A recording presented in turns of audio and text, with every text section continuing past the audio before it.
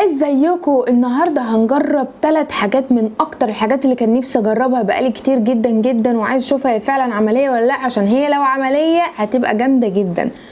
فالنهارده حلقه جديده من سلسله مريحه ولا تسويحه. عايزه ابدا باللانش بوكس الحراري، وده لاننا طبعا في موسم مدرسه وناس بتروح الشغل وناس بتروح الجامعه، فناس عايزه تسخن الحاجه يعني بره البيت. اسعار كل حاجه هسيبها لكم على الشاشه عشان مش فاكره الاسعار قوي بصراحه دلوقتي. دي محتويات العلبه. بصوا حجمه كبير كده ومعاه الفيشه بتاعته. ده شكله من جوه. المفروض ان الحته دي هي اللي بتسخن، الحته الكبيره دي، اما الحته الصغيره اللي ليها غطا دي المفروض بتحط فيها الحاجه اللي ما بتسخنش.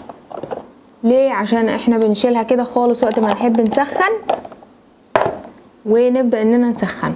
طيب انا بقى هحط الفيشه في مكانها كده.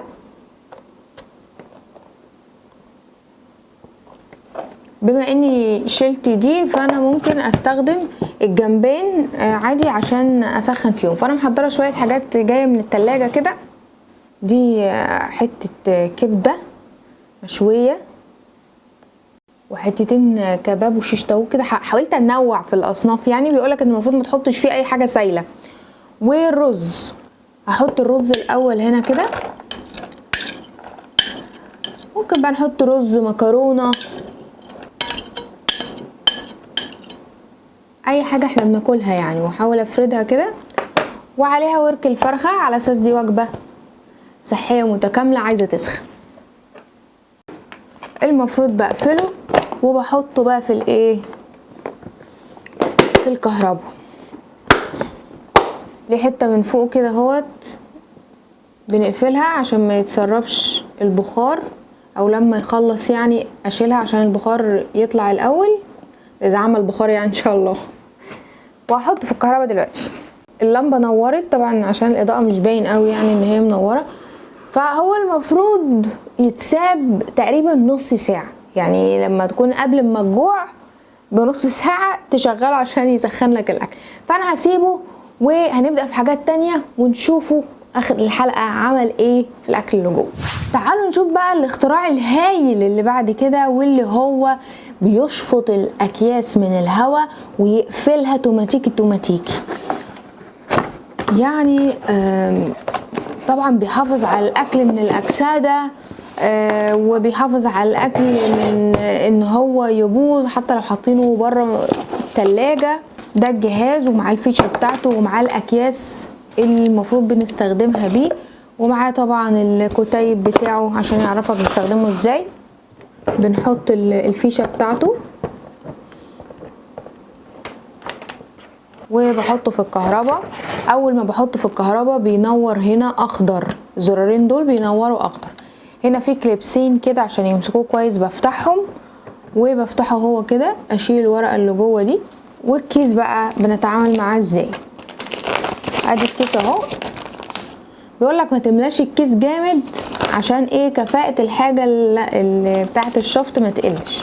فانا عندي مثلا قوطة عايزة احافظ عليها لاطول وقت ممكن مثلا في التلاجة.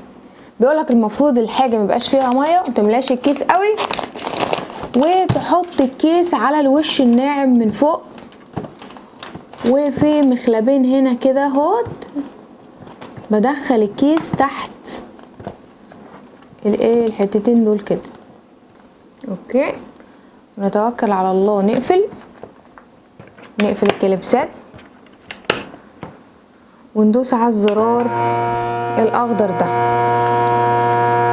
بدأ يشفط اهو. طول ما هو بينور ويطفي كده معناه ان هو لسه بيشفط.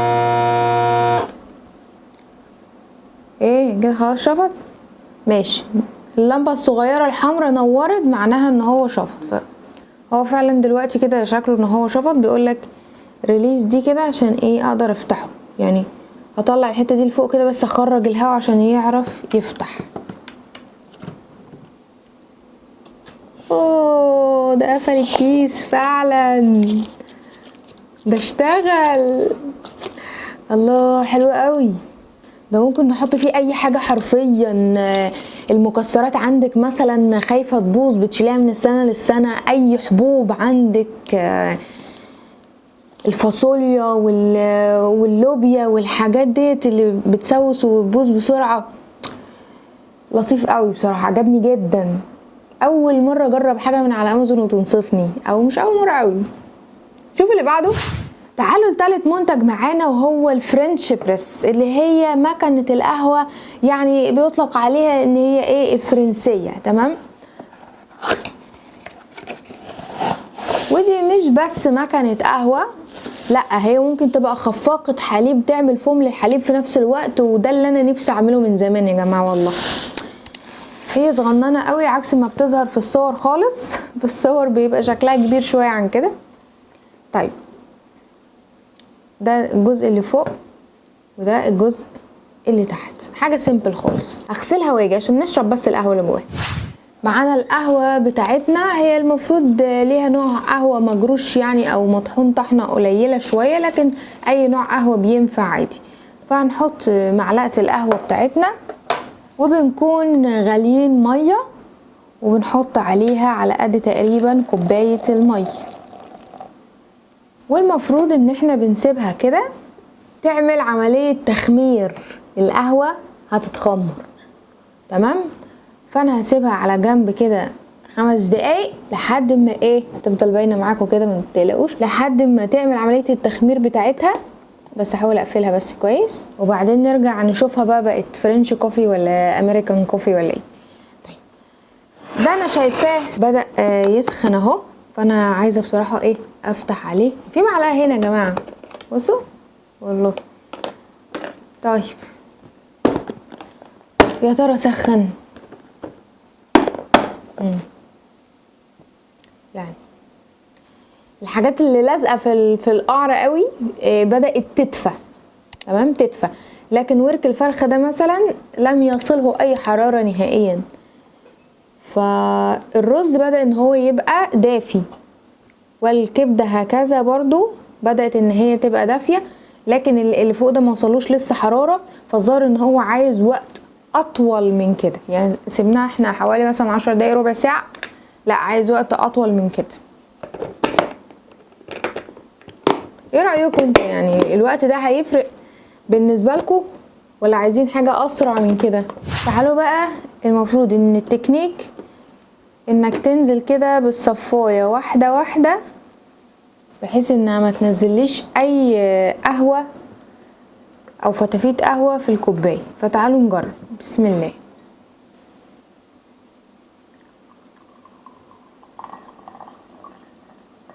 كده ما نزلش القهوه اللي احنا حطيناها دي. كده الفرنش بريس. طب والله طعمها حلو. طب والله طعمها حلو. هي طبعا محتاجه سكر يعني، لان انا ما حطيتش سكر، بس هي عملت امريكان كوفي اللي هي بلاك كوفي، اللي هي قهوه تركي تقيله وليها وش.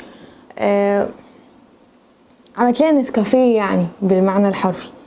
تعالوا بقى نجرب فيها اللبن الدافي عشان نشوف بتعمل فوم للبن ولا لا. يلا، عندنا لبن دافي، نحط حبه كده ونجيب دي كده. بسم الله. ونبدأ نعمل كده.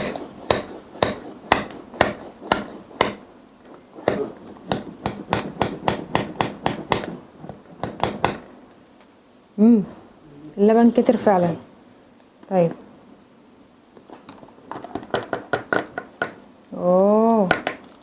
تعالوا بقى نحطها على القهوة كده اللي احنا عملناها دي من شوية. لا لا لا لا لا لا لا لا لا لا لا، ما تقولش. لا ما تقولش. عمل فوم. الحاجات ناوية تنصفني النهاردة ولا ايه؟ اوه شكله روعة. ايه ده؟ فوم حقيقي. تحفة الفرنش بريس دي، عجبتني عجبتني والله. ايه ده؟ طعم القهوة حلو، طعم القهوة مع الحليب اللي عمل فوم عامل زي الكريمة. عامل لي طبقه فوم، ولو حطيت حليب اكتر وضربته بشكل اكبر هيعمل لي فوم اكتر من كده.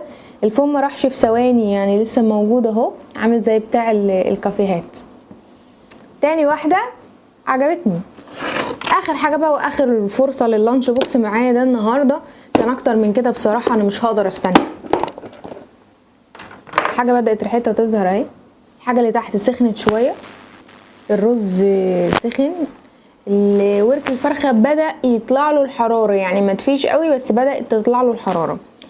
طيب اقدر اقول لكم ان هو مش فاشل قوي، يعني مش فاشل خالص، بس هو بطيء بس. فحابين تجيبوه على عيب وكده جيبوه، حابين يعني مش عارفه بقى اذا كان في حاجه اسرع ولا لا. بس الفرنش بريس عجبتني جدا. الفاكيوم برضو اللي بيشفط الاكياس عجبني جدا جدا. الحاجتين دول عمليين قوي، حتى لو سعرهم غالي سعرهم فيهم. بس كده، لو عجبكم الفيديو بقى تعملوا لايك. اشوفكم الحلقه الجايه، باي باي.